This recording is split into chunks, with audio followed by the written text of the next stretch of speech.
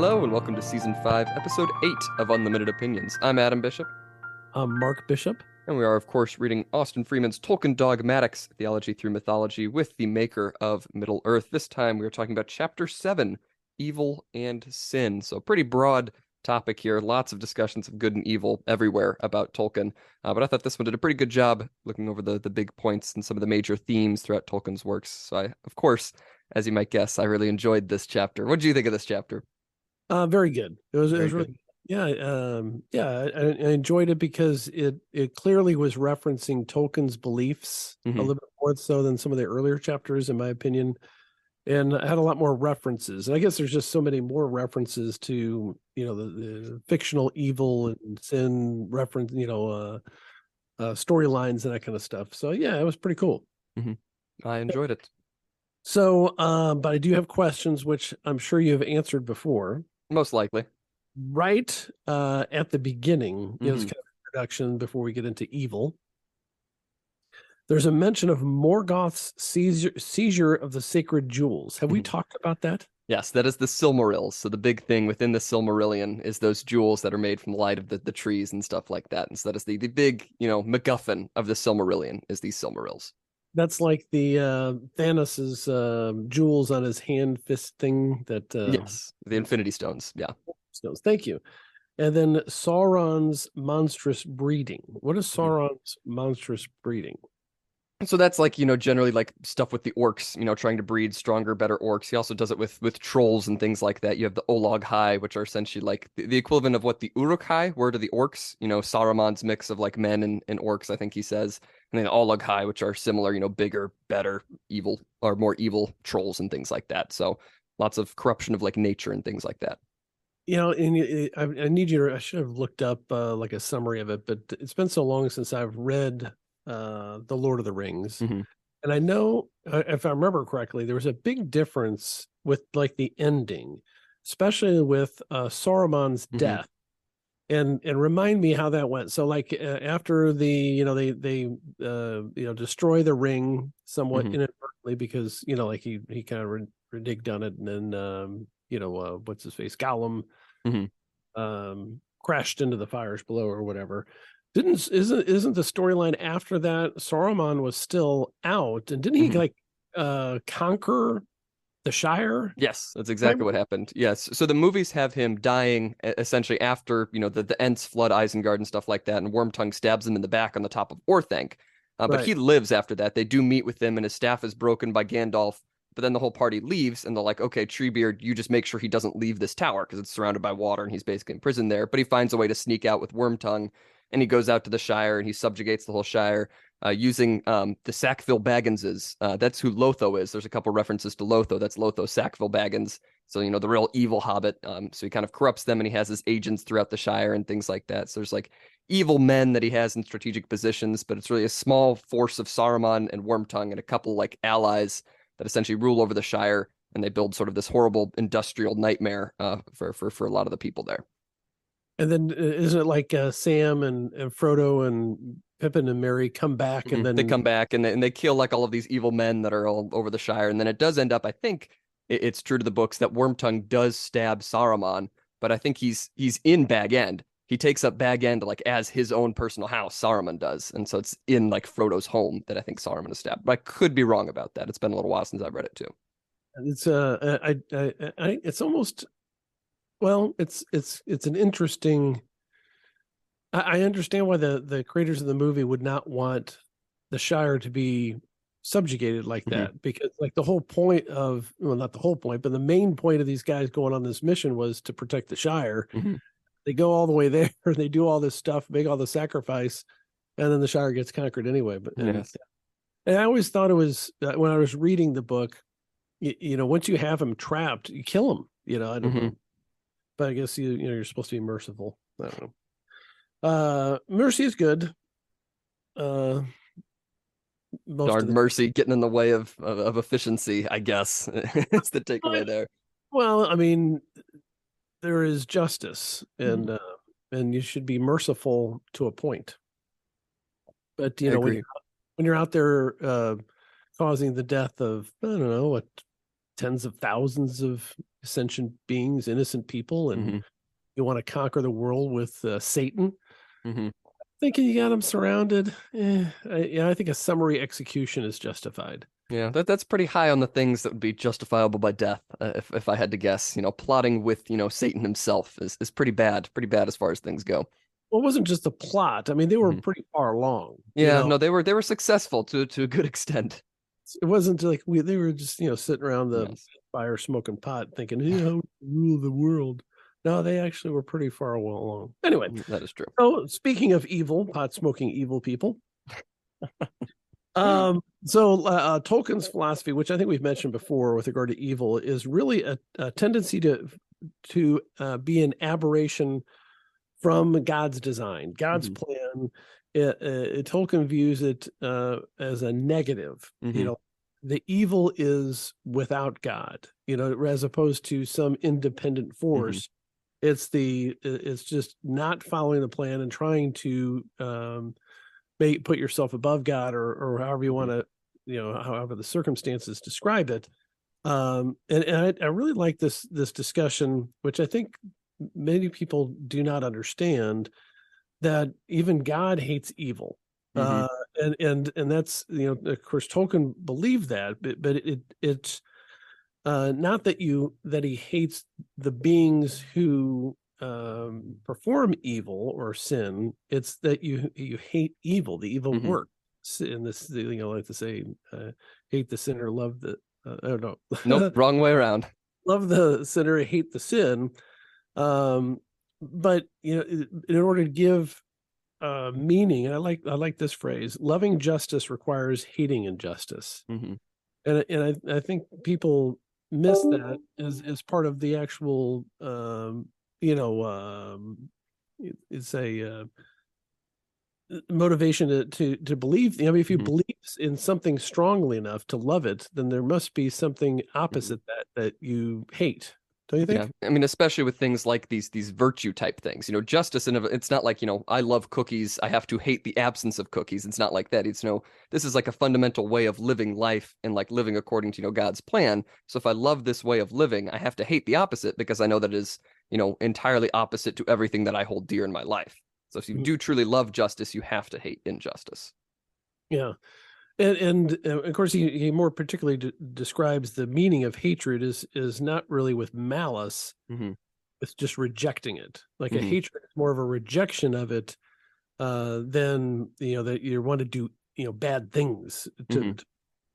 um anyway. So that's kind of, and then the theme with regard to evil for Tolkien in his writings, his fictional writings, which I don't know that I picked up on before much or thought of much before this book, but he really has the belief that evil doesn't have any substance in and of itself. And Hmm. so he dramatizes the evil beings as causing themselves to fade away. Hmm.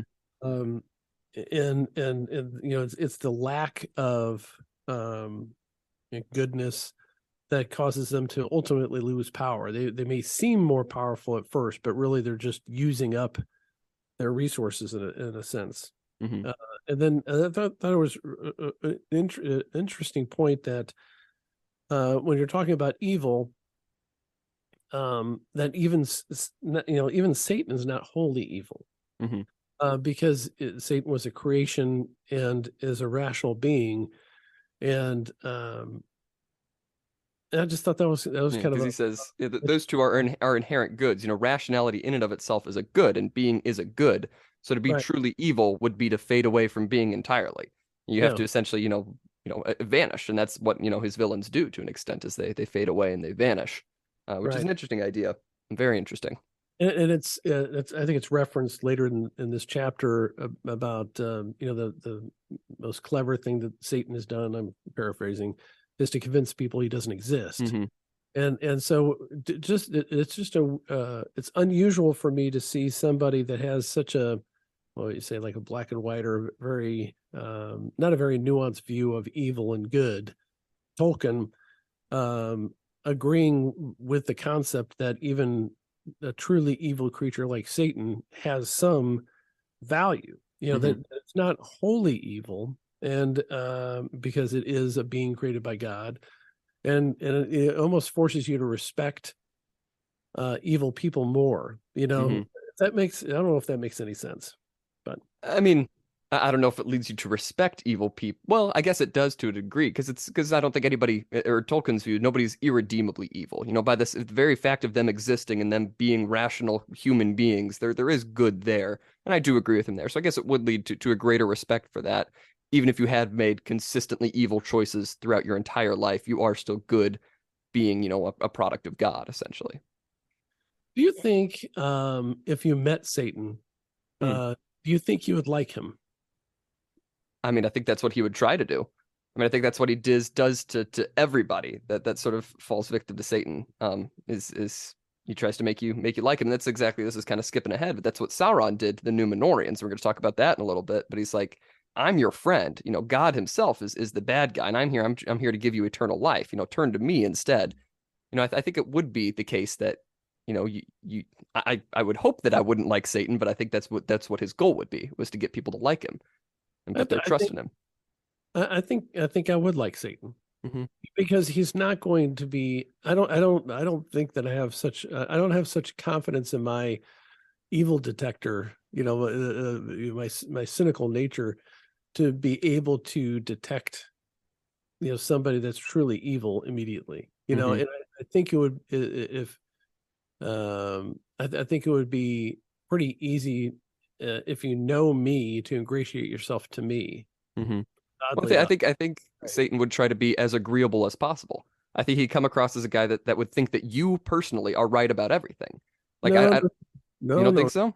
no. Because people that are agreeable, I find are people that are always agreeable to be repulsive. Mm, So if you knew me, you would be able to find out what I would respond mm, positively to, which is not the same as other people. mm, I think Satan could be, or anybody that's an evil con man type, uh, picks up on cues mm, and hints of what a person is really looking for in a friend, in a companion, and in somebody to endure to create a trusting relationship. Anyway, so mm. that's Interesting. so always be careful with people that you instantly like. They may be Satan. Some other, That's a good point, Dad.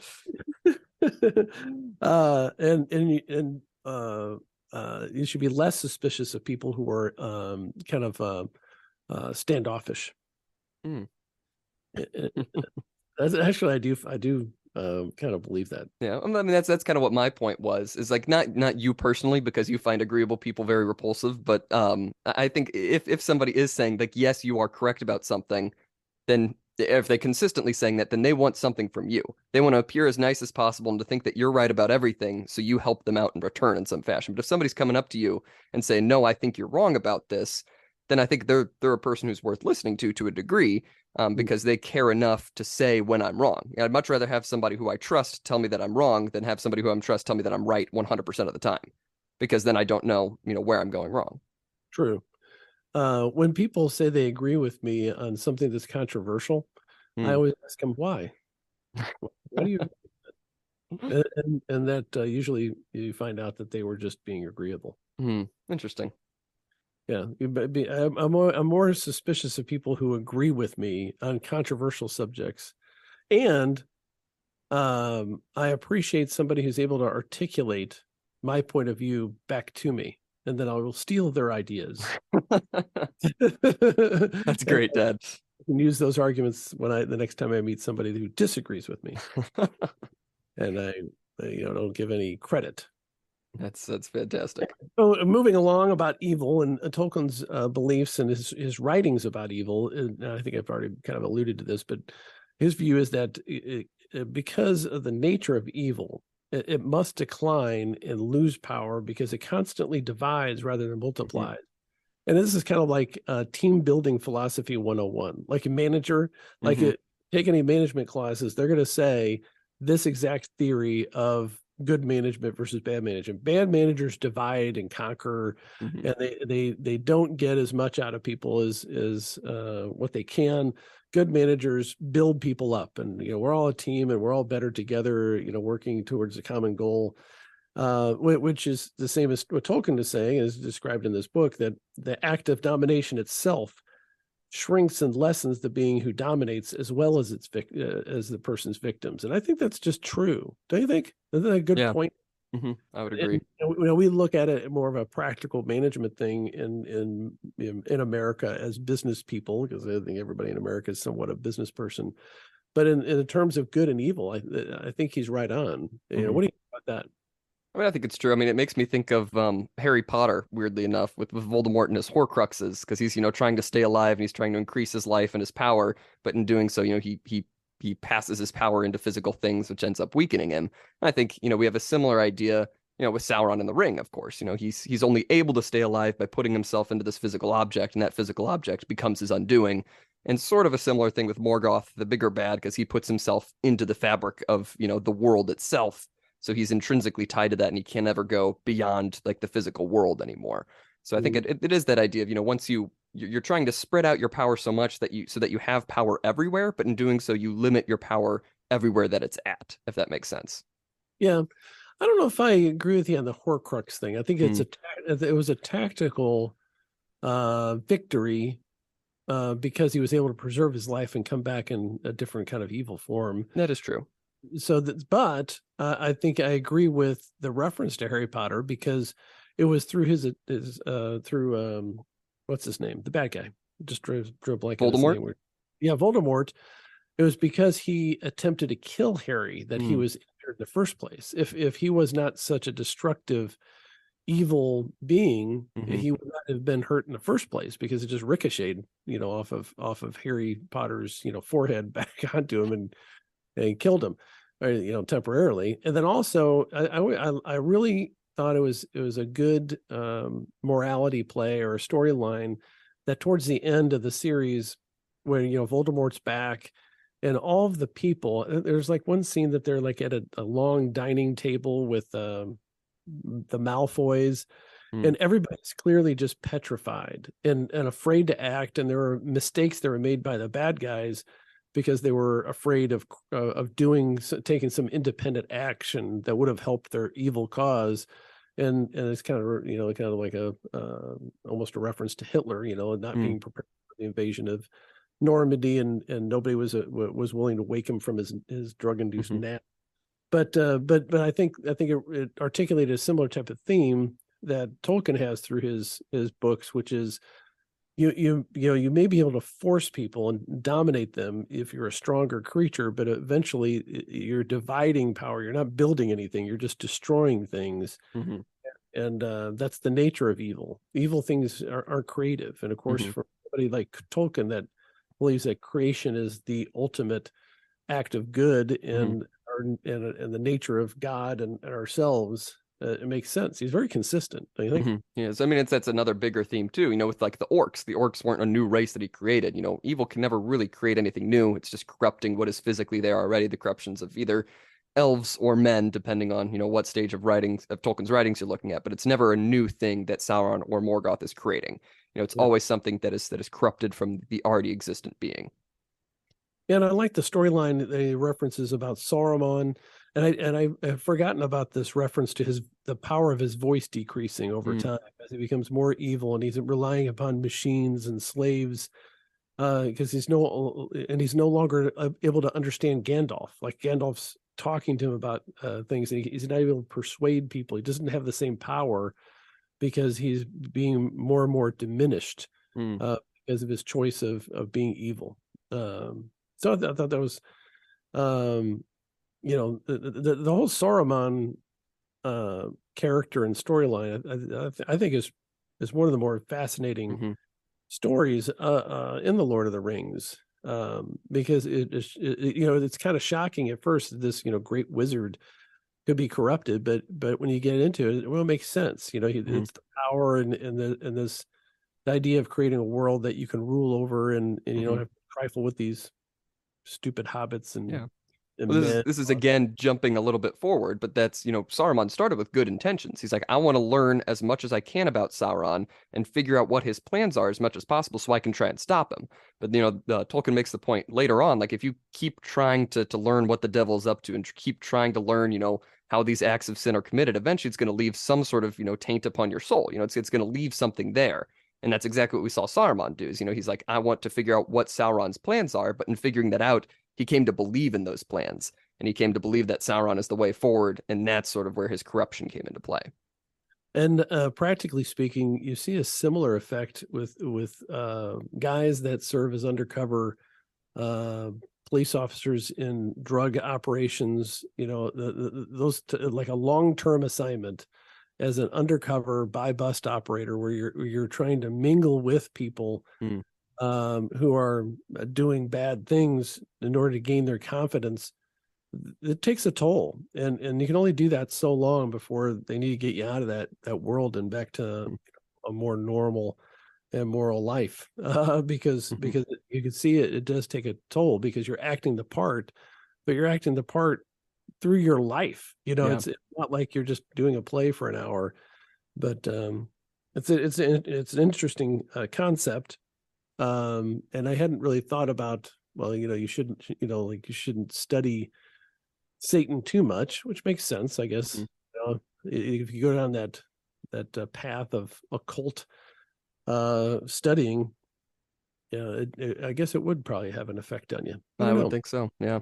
Yeah, I should try that. Maybe I should go to like some of the. Well, we went to that. Let's say this.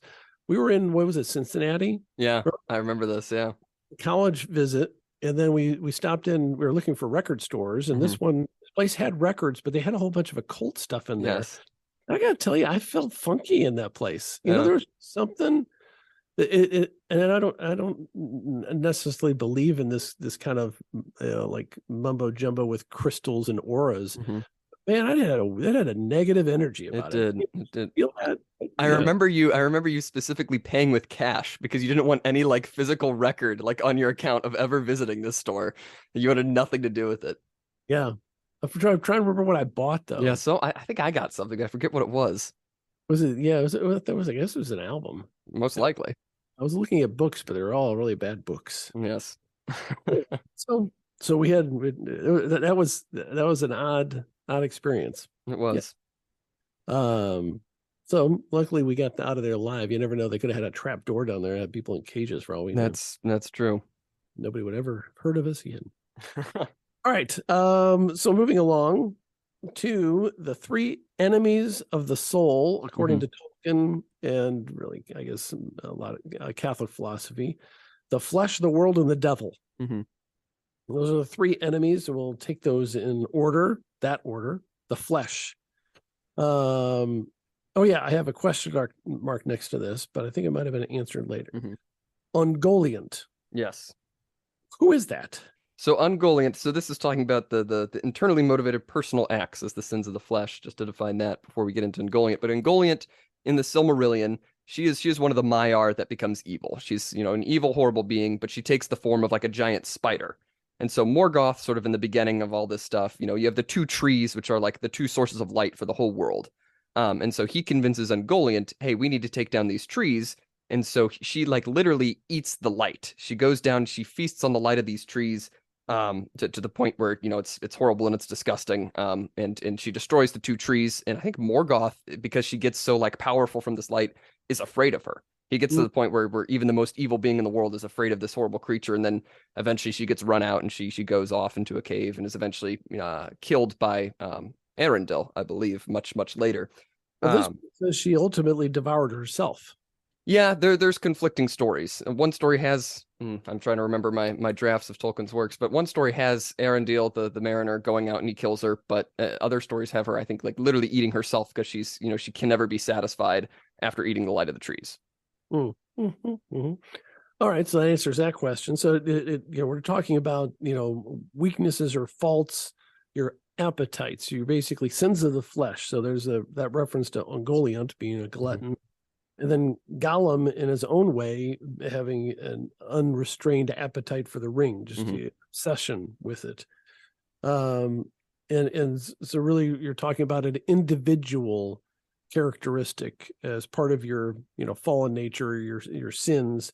But it's not just the general fall, but more a specific path that you've chosen that you really should, overcome. And I guess, as the ancient Greeks would say, all things in moderation, Hmm. but not for these people. And then Niggle. Remind me again, Niggle. What's his So Leaf, Niggle thing? so Leaf by Niggle is one of the stories that's not within like Tolkien's, Middle Earth stories. He's the guy who has the tree, the painting of the tree. It's like that whole parable of where, the father and the son end up talking to him, but he's taken away before he can finish the painting, and he's taken like into purgatory, and then eventually he gets to go out into this world that is, the world that he's created Mm, by painting the tree, and he lives and happily ever after, essentially, and he moves on to heaven. It's a great story. But that idea of, he could never be happy with what he had. He always kept having to perfect this tree, kept, getting into the most minute details of a single leaf. So he'd focus on a single leaf and he'd lose the whole tree for just that one leaf. yeah, it's good. There's a good moral in that story. It's a great story. You should read it sometime.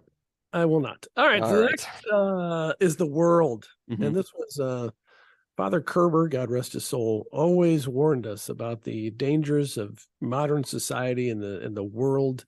Every homily was the exact same theme, but I respect it. A lot of people didn't really care for it because it was kind of repetitive, but it was Hmm. just hammering it into your head that materialism and modern society and the modern cares were bad and corrupting, and that's a little more specific than what the Hmm. author's talking about here. But just first of all, that the world is, according to Tolkien, a great good that was Hmm. created by God, and God was infallible and all that kind of stuff.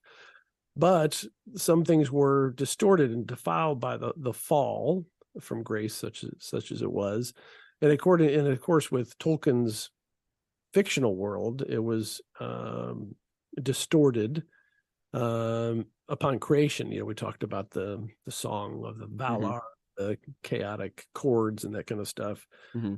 But Tolkien was certainly a person that believed that the scientific materialism, fascism, and communism, this was worship of the government or civil authorities, those kind of broken systems that bred evil in the first place, and that we have to battle those people. Hmm. Correct?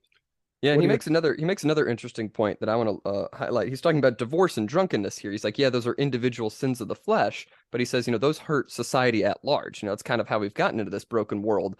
And his reasoning is, once you keep, doing those things and they're widespread enough, sure, it's one person doing those things, but if it becomes, accepted by society at large, then you've not only hurt yourself, but you've hurt all of society.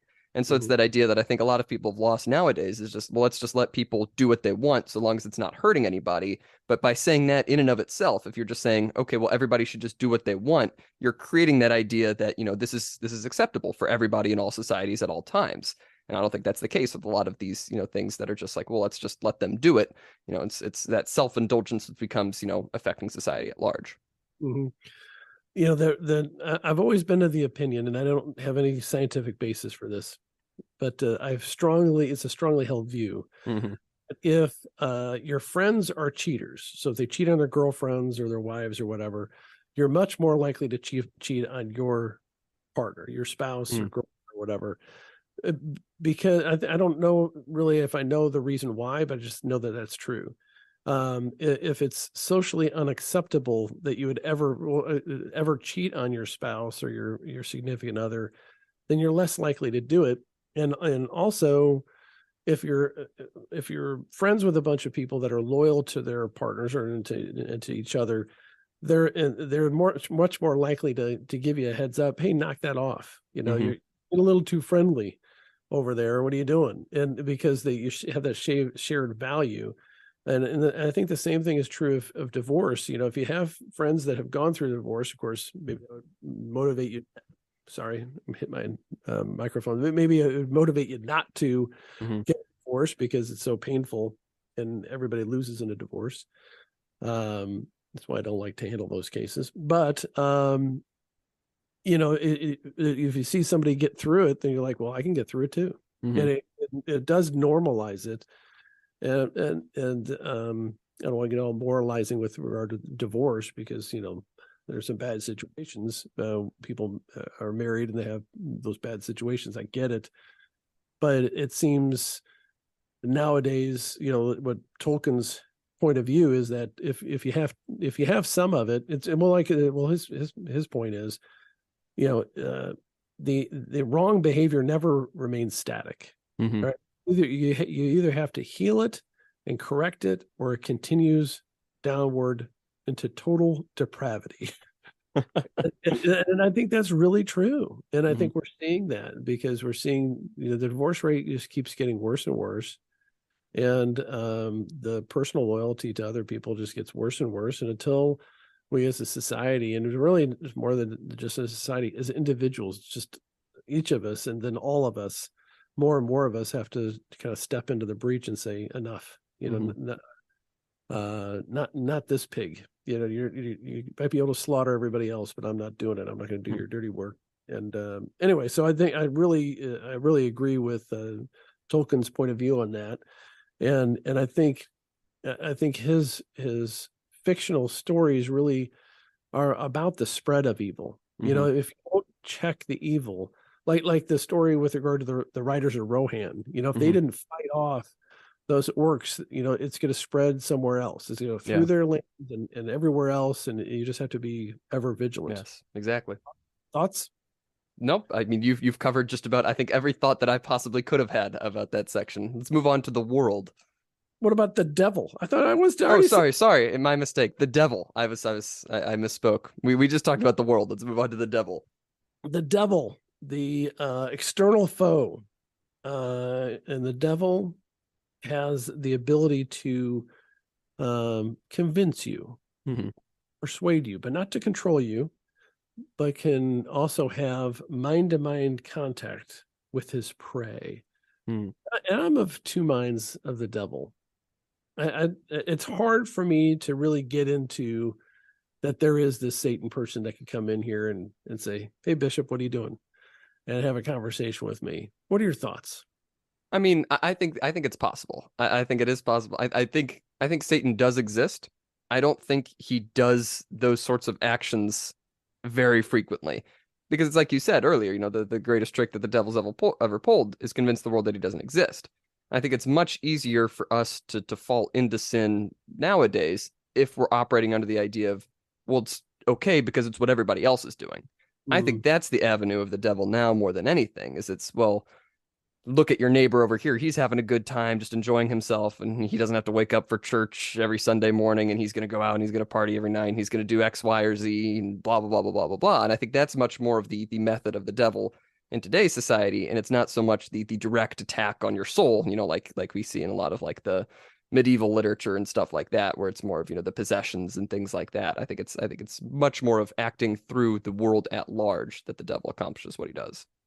you know, the more maybe it's just there's more internet availability and video. Maybe there's more video recordings, but Mm. or there's some people out there that seem to be possessed. One guy, I don't know why I'm seeing these videos. I guess because I watch one of them and then they all pop up because it's a mind control device. But the guy calls him like self billboard Chris or something. He's like some, I don't know if he's a preacher, but he just goes to places where he knows people will be offended, and he has a billboard that says something along the lines of there are no trans people, or you know, Mm. something like that, and just walks about. Mhm. And then, you know, people are just screaming at him, and it's almost like they're demons or something. Yeah. It's really wild. And you don't see the same thing. Well, maybe I'm trying to think. Do you see the same thing from people on the right that are acting like demons, screaming, and the piercings and the dyed hair? I mean, it's like they're out of central casting. You know, you would have people like that would be dressed like that in a dystopian 1980s or circa 1970s movie. You Mhm. know, like if you think about Mad Max, you know, all these dystopian future things like apocalyptic, Mhm. post-war worlds would be these people. Yep. Uh, they're smelly. Well, I don't know that they're smelly because I can't smell them over the internet, but they look like they smell Yeah. bad. Well, there are some interesting looking people on college campuses. I will say that much. It is a place to be sometimes. It used to be that like the crazy leftists were kind of kind people. You know, like Mm. back in my day, they're just kind of like, hey, man, just we want to be left alone and, stay out of my business. Hmm. But now those are the libertarians, Yeah. Yeah, exactly. and nobody likes them. I'm just joking. Anyway, so yeah, it makes some good points about the effect of evil, and that because evil not only that evil not only corrupts the world and the body, but the mind as well. Hmm.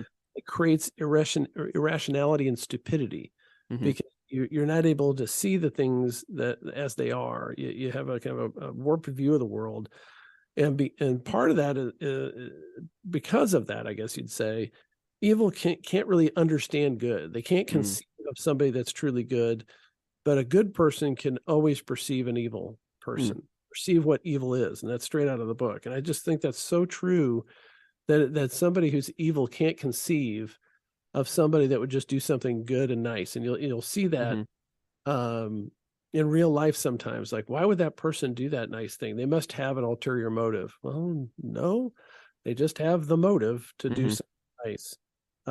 And sometimes I fall into that too. Yeah. I guess we're cynical. Hmm. And of course, evil sees good as naive and hypocritical and weak.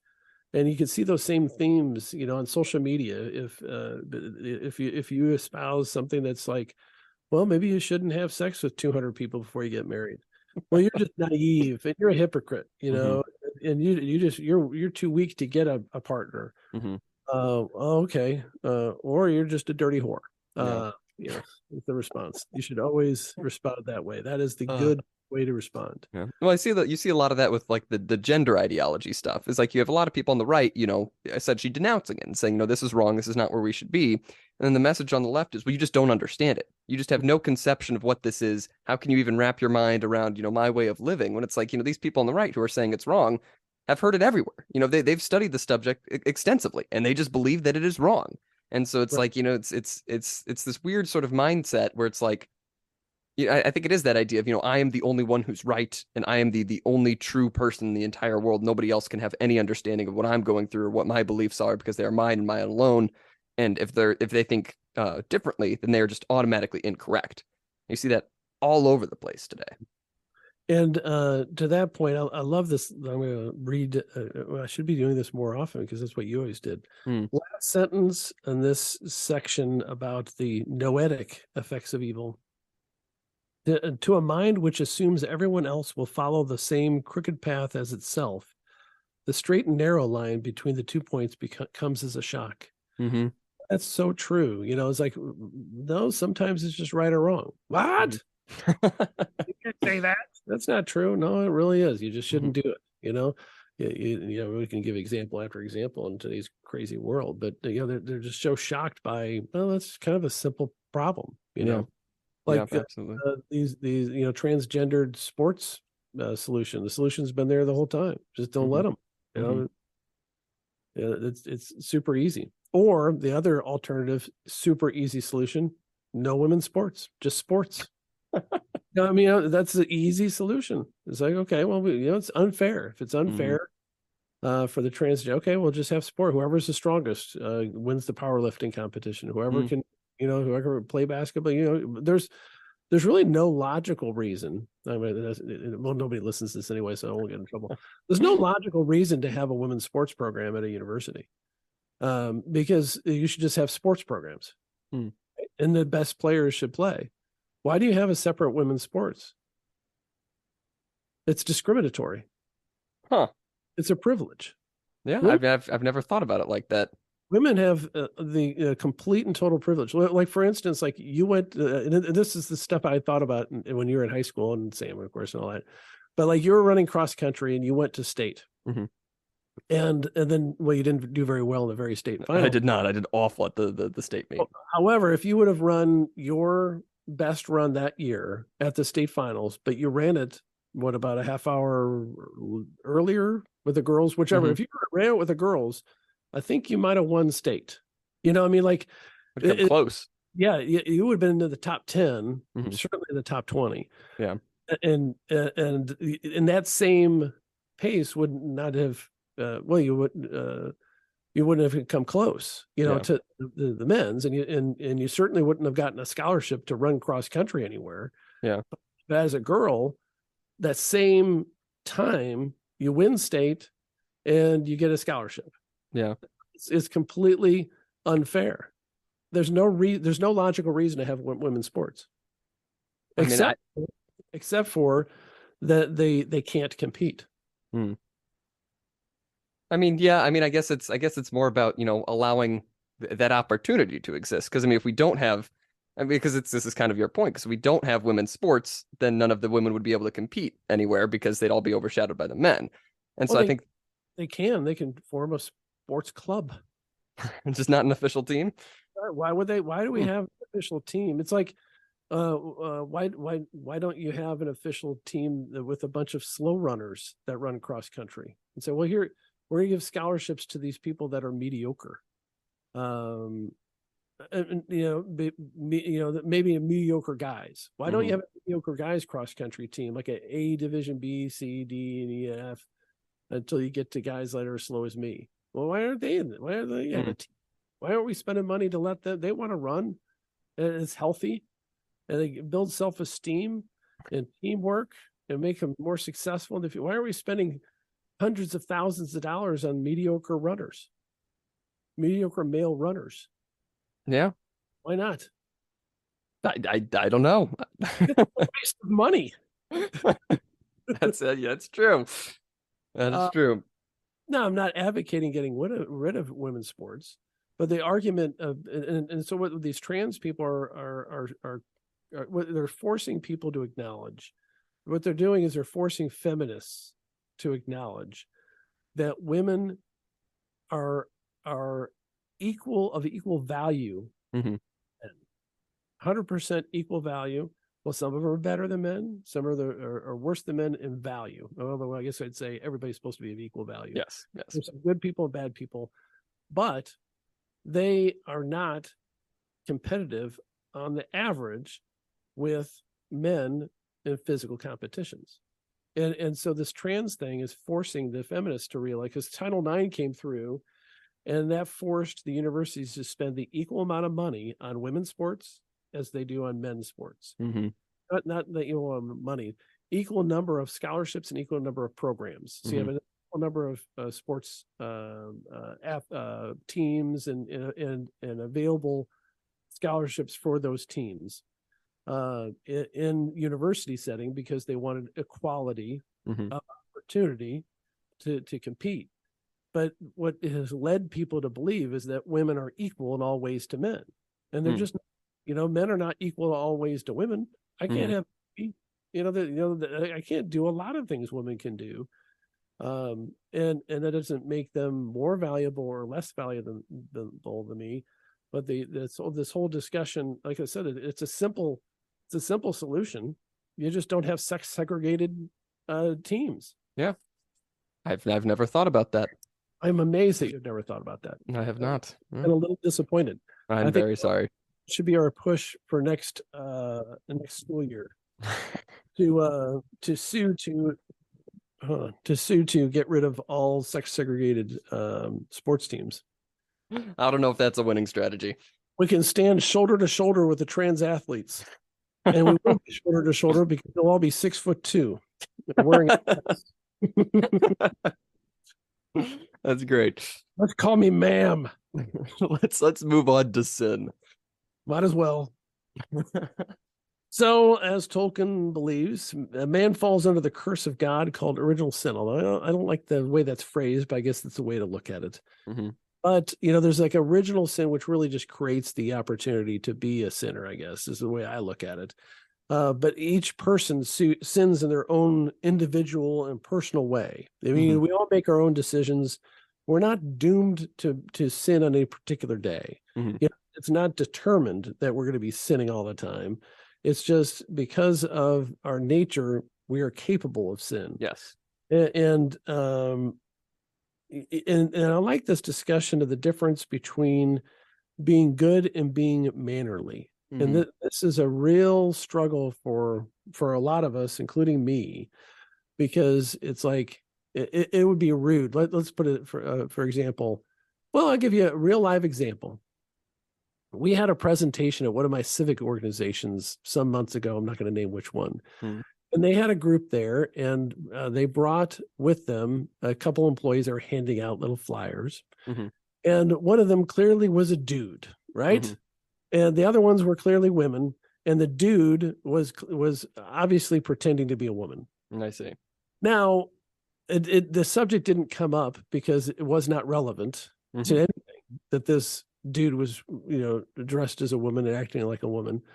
But if the subject came up, it would have been rude for me to point out that this dude was pretending to be a woman. Yes. And so that would have been not mannerly, but the truth, maybe, there's a difference between having good manners and good morals. Yes. And so Tolkien stresses that, and in this part of the author mentions that, because sometimes you just have to be true to what is right and what is wrong, whether the society thinks you should point it out or not. And that's what I think a lot of people are really struggling with now, because so many of us are like, well, I don't want to be rude. I don't want to upset people. I don't want to be the person to say, you're a dude in a dress to this person who's obviously has mental health issues. But that kind of deception is kind of a false worship or false God almost in a very weird way. Well, anyway. It's the difference because manners change with time. There's no like one specific like moral reason, why I should say thank you. There's no like moral exhortation behind that. It's just what we do to be polite, right? But there's no, eternal truth behind that. And if for some reason that changed to a different phrase, it'd still be good to say, thank you or whatever phrase we choose. But there's no like inherent moral truth to that. And we're compared to like the actually morally good things. There is an eternal reason behind that because they are eternally good. Yes, agreed. Good point. Thank you. Moving along to temptation, or do you have anything else to talk about that? We can move along. Temptation is a theme throughout his writings. You get the wraiths tempting Frodo with lordship and power before they stabbed him with that Morgul blade, right? Yes. And the ring's temptation gnawing at Frodo's will and reason. And then I don't remember this. I guess it was in the book, Frodo briefly seeing Sam as an orc when the ring was threatened, this kind of temptation distorting our vision and clouding our mind, being, fictionalized and dramatized, I guess you'd say in the book. And the point of all of this is that, we, a lot of what his writings are like, or Boromir, being tempted, like where you'd say, I'm going to use the ring to get rid of this evil. And because we generally seek to justify morally whatever transgressions we desire. Mm-hmm. I think that's very true of all humans. And just like, Pippin taking the Palantir and then Pippin, kind of lying about, what he was really trying to do or what he was doing and whether he saw anything. And as the author says, the burned hand teaches the best and experience teaches in a way that argument cannot. That type of a discussion about kind of like the self-deception, not only to get us in trouble, but also after we've done something bad that we kind of justify it after the fact.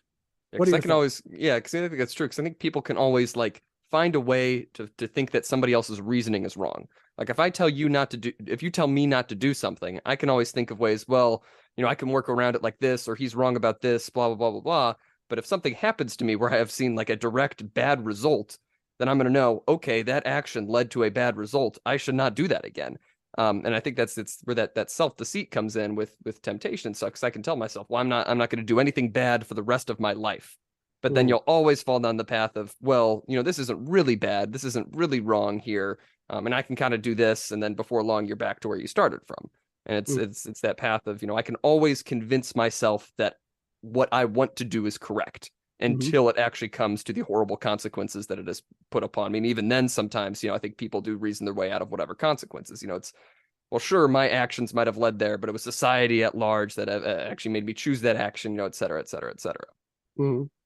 And I think it's a good point the author makes about the nature of temptation, and that you have to be vigilant and on Mm-hmm. guard. Similar, like the part of the story of Gandalf, had already considered the temptation of the ring, Mm-hmm. and already kind of thought about it before the temptation really arose. That he already had considered his own weakness and planned to counterattack that with the truth. That he would have tried to use it for good, but he knew, it would turn towards evil eventually. Same thing with Galadriel. That and it's, like in the movie is dramatized where she says, "I passed the test." Mm-hmm. Well, that implies that she knew the test was coming and that she studied for it. Yeah. And I think that's really a thing people miss, that you Mm-hmm. really have to be prepared, and you have to, be on guard Mm-hmm. morally to say, okay, if I'm in this situation, you got to think things out and make sure that that you Yeah. deal with temptation, because it's going to come one way or the other. It's always much easier just to think, nothing bad is ever going to happen to me. I'm not going to do anything bad, rather than think of, okay, when I do feel, the temptation to do something evil, to sin, what do I do? Right? It's Mhm. it's much easier just to pass it off as just not even a possibility. I'm too good for that. That would never happen to me. And then of course it happens to everybody. Kind of like an addict. You have to have a plan when you hit that thirst for the drink. Who Hmm. you gonna call? You got to call somebody. When something happens and you're either thinking about slipping up or you did, you have to have a plan in place, or else you go off the rails every time. Hmm. You have to have that plan. But anyway, temptation, form of evil. What about deceit? Deceit, I Hmm. consider I think a form of temptation almost. Hmm. But it's we kind of alluded to the lies you tell yourself, Hmm. but also the lies that others use to deceive you. But it's like it's always easier to deceive someone who wants to be deceived. That's like the old adage: if it's too good to be true, it is. It Hmm. is. And too many people get swept up with, well, that's a great deal. That's almost an unfair bargain for me, and that's how they get conned. Is because Hmm. con artists take advantage of greedy people. If you're not greedy, you're almost never going to get conned, Yeah. except for you're just overly stupidly generous, and you're trying to give money away to the wrong person. But usually con artists are taking people that think they're taking advantage of you. Anyway, what are your thoughts about deceit and deception in this chapter, this discussion?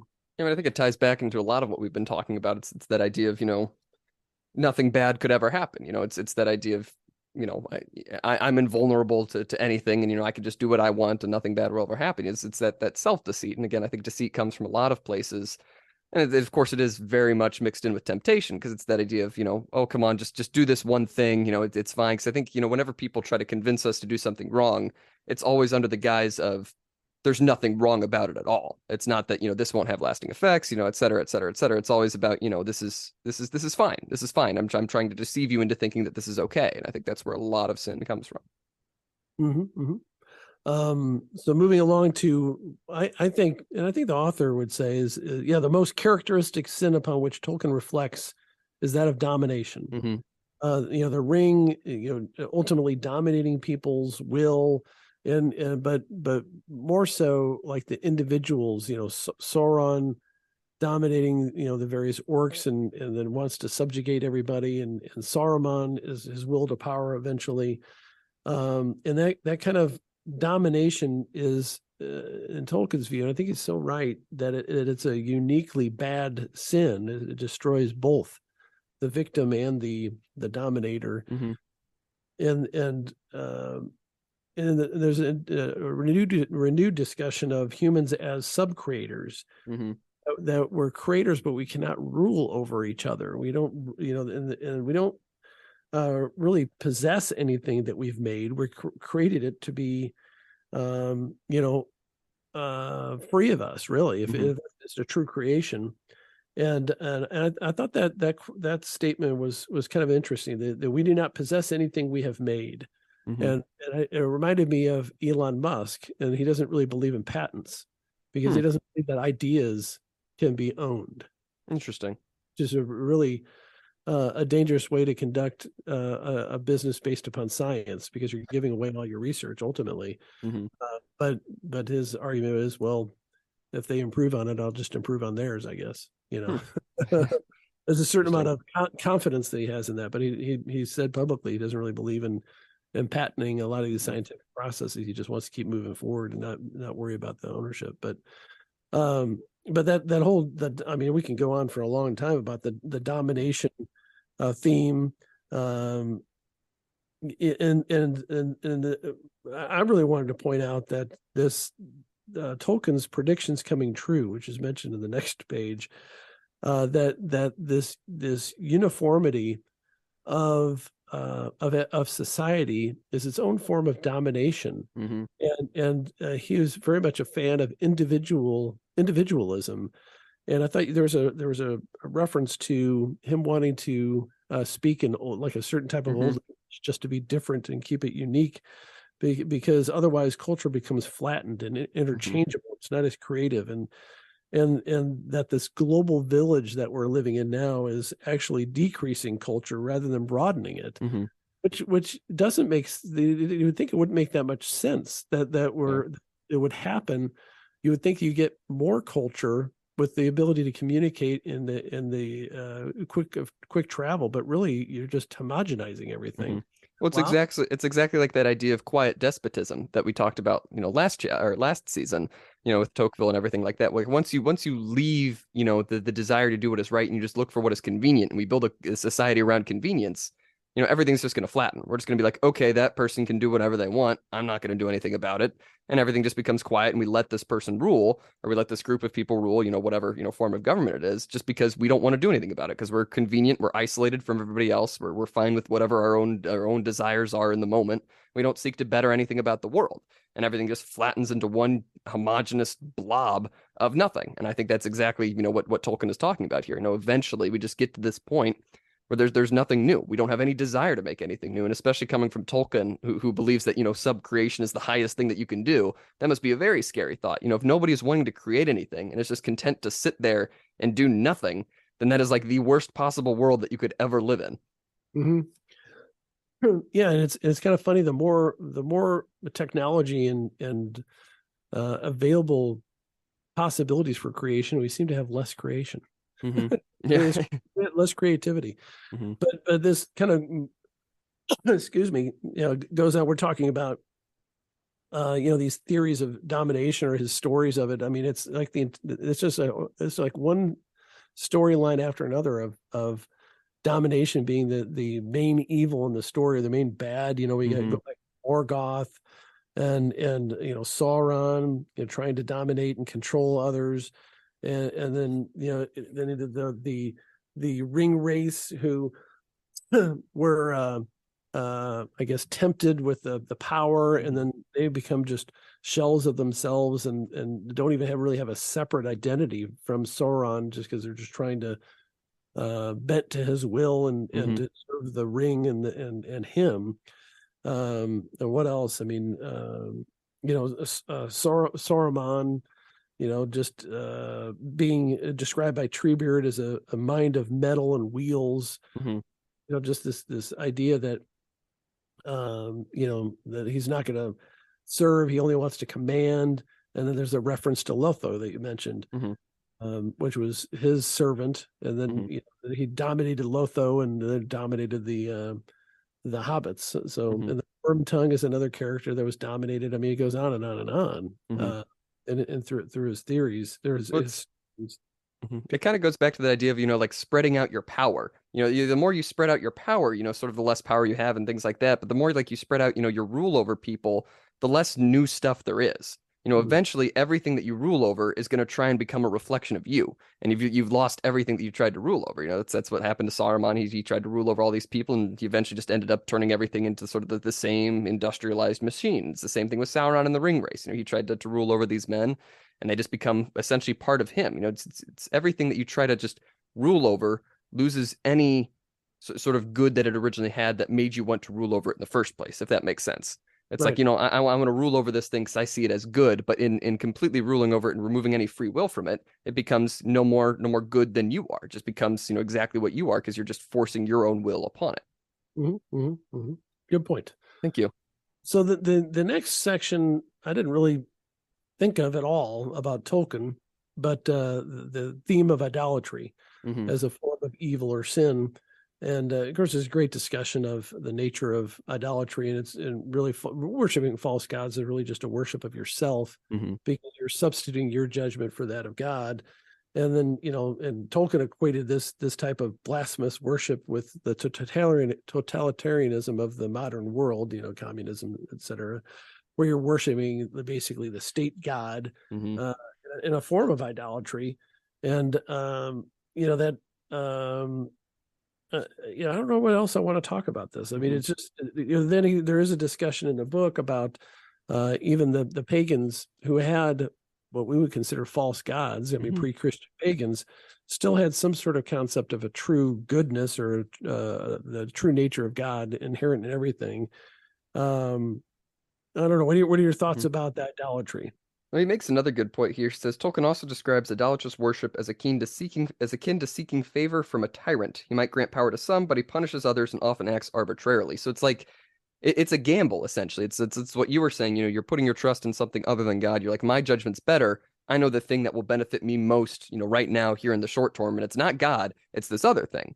And and 9 times out of 10, that's going to end up, poorly. It's like if you came to Stalin asking for a favor, sure, he has all of the power of the USSR, and he might give you some of it, and he might give you that favor, he might give you that money, but he also might send you to a gulag. And then Mm. that's the problem that you face with idolatry. It's I want these things and I want them now. I'm going to go for the easiest option, and the easiest option comes up, it comes back, and it hurts me in the end. I think that's exactly what he's talking about here. So if you worship something other than what is good, then you fall victim to evil.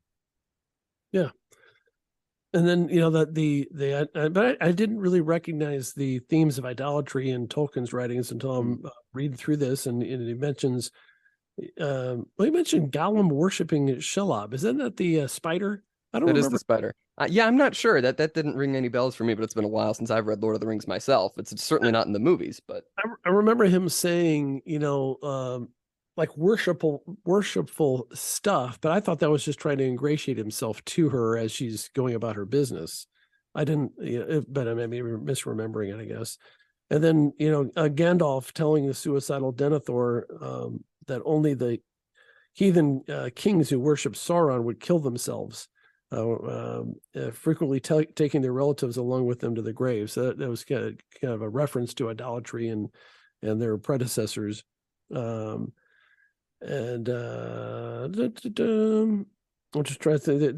The Black Numenorians worshiping mhm, Sauron. I guess that mhm. was a reference I wasn't familiar with. Yeah, those are like the three references he says that are in the entirety of the Lord of the Rings to any sort of idolatry. He says, Tolkien really just did not want to have any mention of organized religion in Lord of the Rings. You have bits and pieces of that in the Silmarillion, but it's the few glimpses that you do get of an organized sort of worship are always evil. It's always this sort of satanic ritual stuff. It's never an organized religion that actually supports anything good, which is Yeah. an interesting idea. You would think with Tolkien as such a Catholic and so into to an organized religion. You'd think that there would be some sort of element of an organized religion, but apparently not. But I guess it is sort of that idea that we talked about a couple episodes ago, that these are people, of course, pre Jesus, but in between, the flood, and later events of Genesis and stuff like that. So it's sort of in this mythical age where there is no organized worship, and whenever organized worship comes up, it's always something that isn't God. Yeah, and I think it's hard as an author and a creator of a fictional world to somehow dramatize or put your own fingerprints on the story of God and Jesus. Mm. Like it reminds me of that silly show that your mother and I used to watch, Supernatural, and it was kind of like they had different type of demon characters that are referenced in a lot of times in Revelation or other lore, as they call them, but they also had a God character, a Hmm. character actually God, and they had a lot of themes, a lot of Christian type themes of redemption and all that kind of stuff.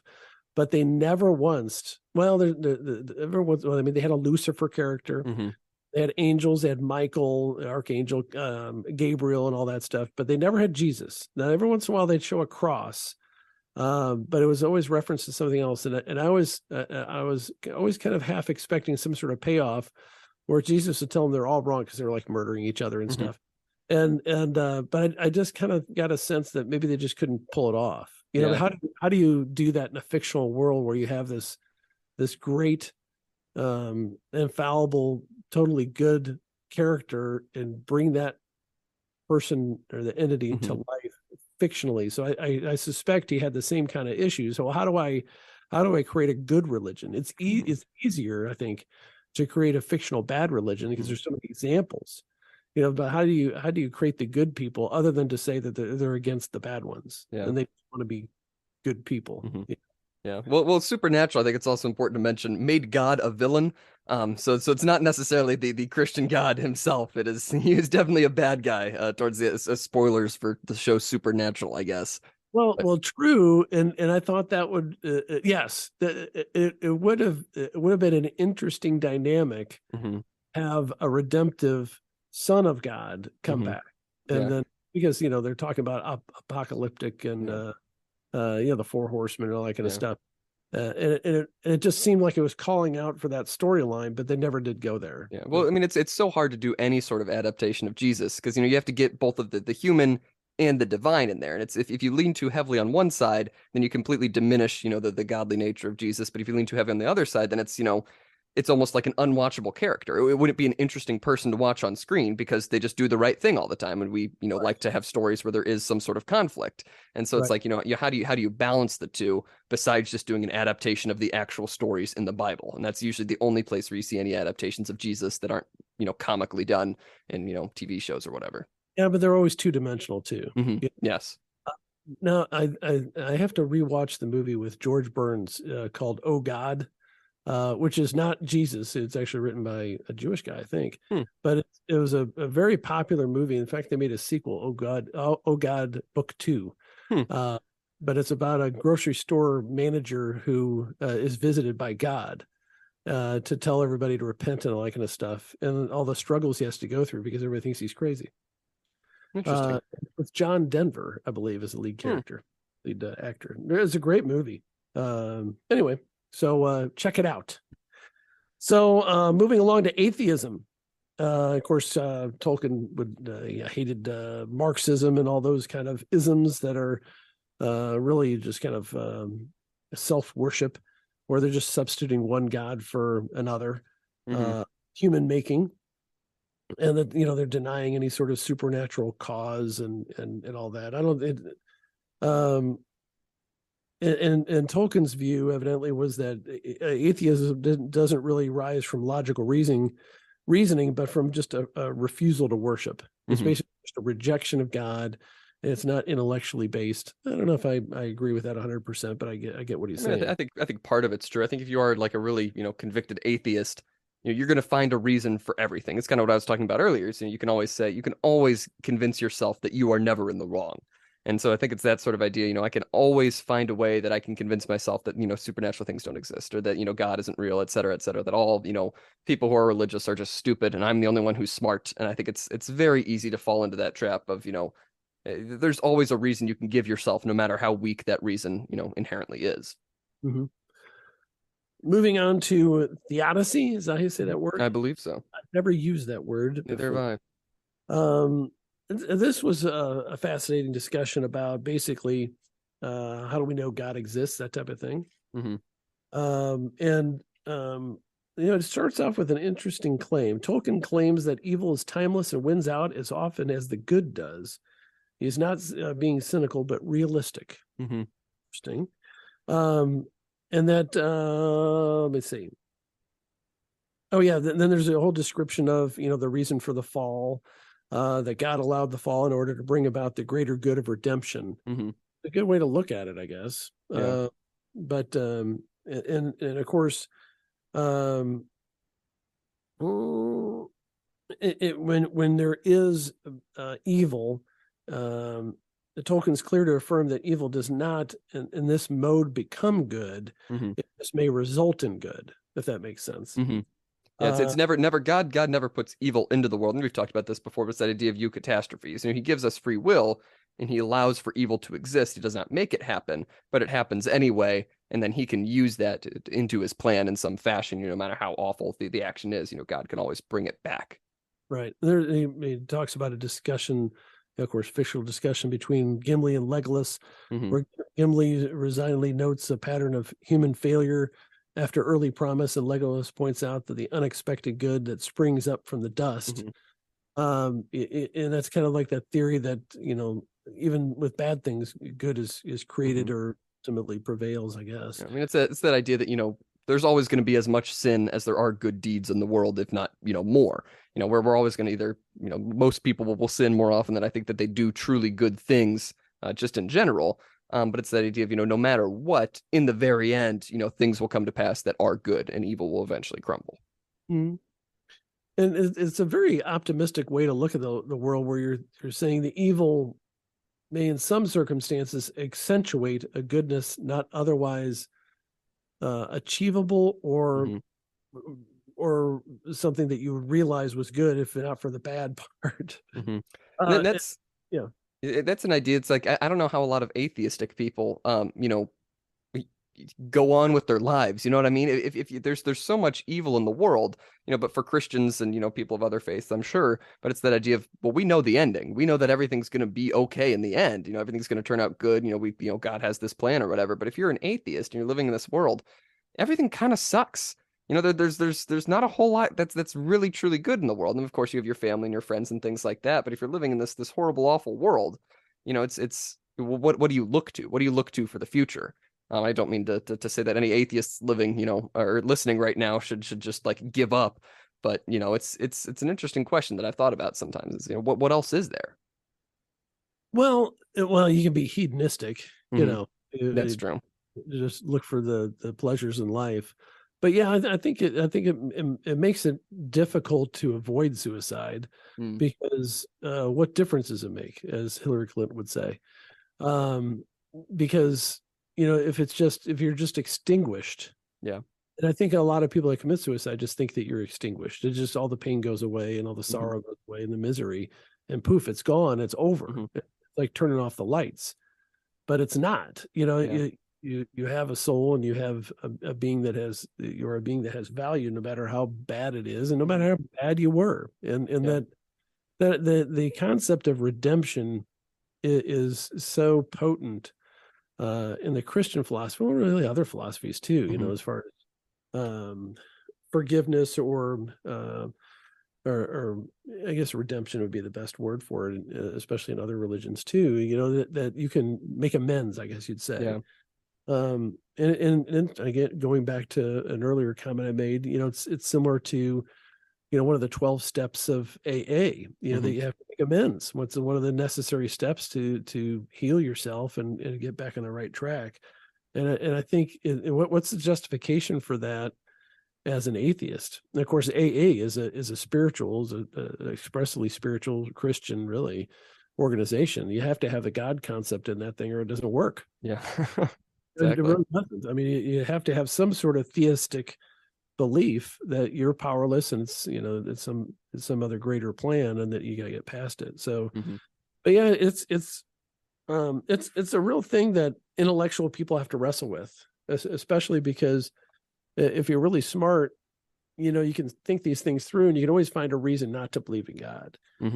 And it is kind of old fashioned. It is kind of silly to think that there's a God that actually cares about all these billions of people individually.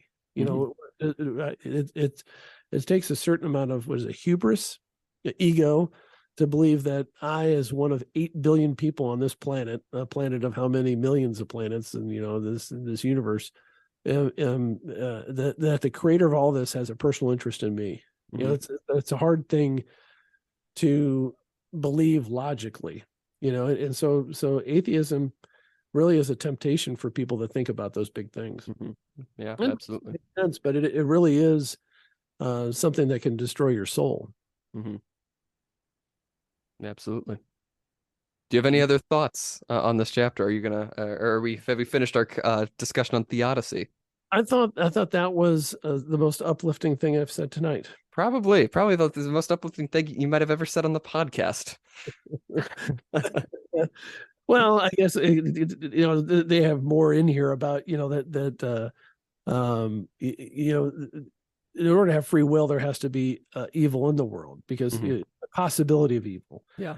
And not only is evil accentuates the goodness, but you have to have that. There's a risk and reward of free will. Hmm. There's a risk that you do the wrong thing, but there's a reward at least as equal of that when you do the right thing. Yeah, absolutely. More so, really. Yep. Absolutely. Anyway, that's all the thoughts I have. All right. Well, what'd you think of this chapter overall? Chapter 7, Evil and Sin. I always like the discussion. Hmm. Just because it's fascinating to contemplate these types of concepts in a general sense, and Hmm. Tolkien's writings are so moral. There's such morality plays throughout Hmm. every plot, subplot, backstory. And all of these are just a different type of morality tale Hmm. that has this huge theme going throughout it, and it's one of the um, few movies and pop culture and books that have an express evil, called evil in the overtly, Hmm. in the book that's not a horror. Yeah. That there's some things that are good and right in the world, and some things that are bad, and in that sense it's refreshing, and it takes a person that has a certain amount of moral clarity in order to write Hmm. it, I think. I think that's another thing, just touching on that idea about how little like stories there are about just true evil, and going back to the idea of the world and how we've just kind of, there are certain things that are just accepted now. It's you don't see a lot of that where there just is one evil, and you've kind of have this society where we just like gray stories and we like gray characters. You're like, well, I walk the line between good and evil, and at some point it becomes cliche. It becomes very tired. It's okay. Well, I've seen this in every other action movie or every other suspense movie that's come out in the past 20 years. Yep. Let's give me something that's actually good and doesn't just make me feel like, oh, well, everything's kind of sad in the end. Like, just give a good story. And that's exactly what Tolkien stories are. Yeah, and it's this anti-hero Hmm. tendency that the Hollywood has loved for 30 years. Before that, you'd literally have the good guy wearing a white cowboy hat, and you had the bad guy wearing the black guy. You know from what they're wearing, Hmm. who the good guy, the bad guy is. Not that white is good and black is bad, but that there would be overt and obvious good people and bad people, and it'd be a struggle between good and evil. And I also like something that's a little more complex, where you have a tragic character like in Shane, who is a gunslinger, but he's trying to turn his life around, but he can only solve the problem by picking up the guns again, which of course keeps him from being able to live in the peaceful town. That type of tragic hero has been in storytelling since the ancient times. Hmm. So that's all well and good, but this whole anti-hero thing, where the bad guy is the hero, Hmm. is just so repetitive, and it lacks such creativity, and people don't want that. I mean, that's why you see every once in a while there's just just a good movie about good people, that dramatize, like even Top Gun, this most recent Top Gun one, it was just about a character who's trying to do a good thing, and be brave, and overcome obstacles, and it was a huge hit, Hmm. because it's not this, well, this moral relativism, which Hmm. is throughout all of Hollywood writing and all pop culture. It's all moral relativism. You can't make a judgment about anybody in pop culture that says, you're bad. That what you're doing is bad, Yeah. and what this person is doing is good. You Hmm. know, good. Don't do the bad, and that's what really people crave in those kind of stories. You want to be inspired to do Hmm. better. You don't want to come out of a movie like, oh, people are, this is really complicated. We don't want complicated. You just come out of movies angry. I'm speaking from personal experience. You just leave every movie I think you've ever seen just angry. That is not true. I saw Top Gun and I liked it, and I Hmm. actually saw it twice in the same day. Hmm. And Wow. I saw it with one of you boys early in the day, Hmm. because mom was not available, and she got mad, and she said, "I want to see the movie," so I went and saw it with her that night. Oh, It that's was great. good. It's fine to watch a This is a second good time. movie. Can you name any other movie that you've seen recently where you have not left angry? I'm trying to think of what movies I've seen recently. I'm saying Um, like past 10 years. 10 years. Angry. I liked the first Guardians of the Galaxy movie. Oh, there you go. That was pretty good. It was uplifting. It had a nice funny plot. Even the second one, isn't that the second one where he met his dad? Or is it? Yes, Yeah, the the second one was second one. pretty good. I like that. Uh, Yes. Iron Man and Hmm. Iron Man 2, I think were pretty good. Is Iron Man 2 the one with a whip guy? Yeah, whip guy. Yeah, that was pretty good. But beyond that, they all suck. Uh, well, there's a lot of plot holes. I like the plot holes. So yeah, Yes, I'm aware. I'm have aware.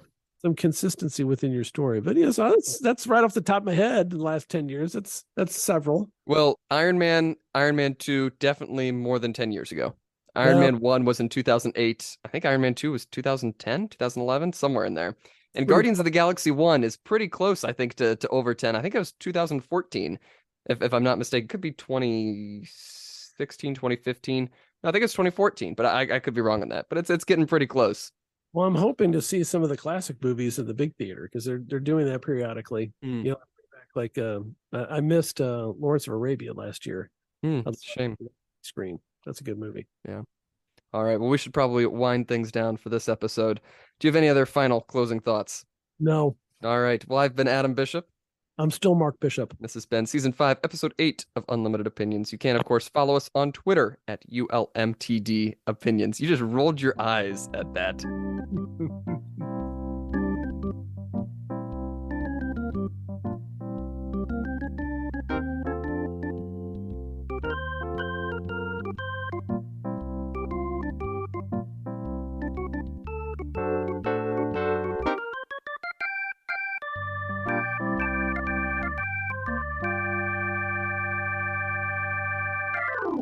That was great. Thank you for that. Well, they can't see me. That's true, but I can. That was an aggressive eye roll. All right.